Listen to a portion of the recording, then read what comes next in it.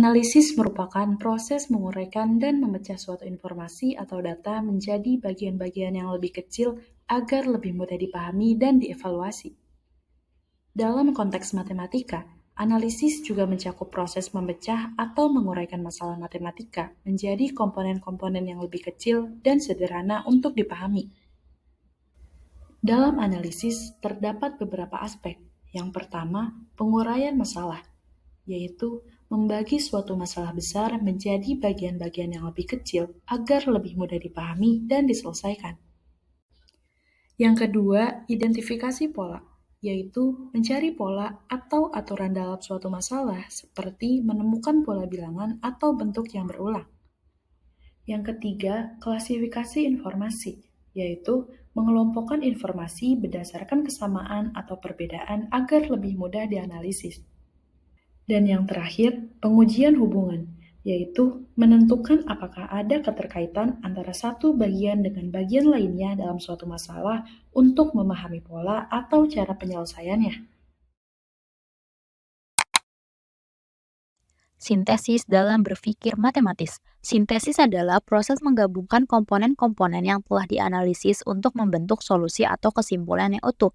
Maksudnya, di sini individu akan menggabungkan informasi-informasi yang telah dianalisis untuk mendapatkan solusi atau kesimpulan yang lengkap.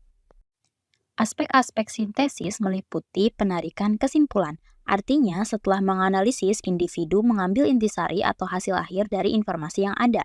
Selanjutnya ada konstruksi solusi, yaitu menyusun atau membangun solusi yang utuh dari bagian-bagian yang sudah dianalisis. Selanjutnya ada membangun koneksi. Di sini, individu akan menghubungkan berbagai konsep atau informasi yang berbeda untuk mendapatkan pemahaman yang lebih luas. Yang terakhir ada generalisasi. Individu akan membuat pernyataan umum atau prinsip berdasarkan contoh-contoh khusus yang sudah dianalisis. Dengan kata lain, sintesis adalah langkah untuk menyusun kembali potongan-potongan informasi menjadi sesuatu yang utuh dan bermakna. Selanjutnya adalah contoh implementasi dari analisis dan sintesis dalam kehidupan sehari-hari. Di sini misalkan kita ambil perencanaan anggaran bulanan.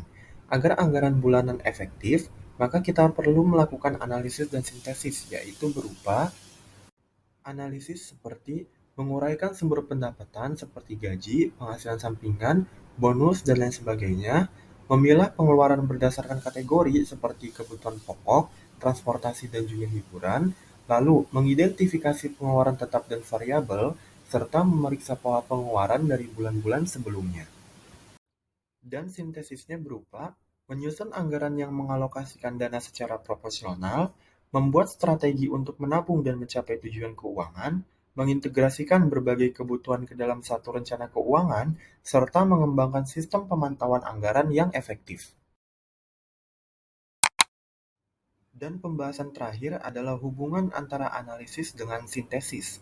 Analisis dan sintesis memiliki hubungan yang erat dan saling melengkapi dalam proses berpikir dan pemecahan masalah.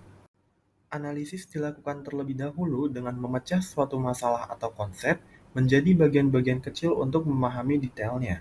Setelah semua bagian dipahami, sintesis dilakukan dengan menggabungkan kembali bagian-bagian tersebut untuk mendapatkan pemahaman yang lebih menyeluruh. Jika bagian-bagian yang telah dianalisis tidak bisa disatukan menjadi solusi yang jelas, maka analisisnya perlu diperiksa lagi.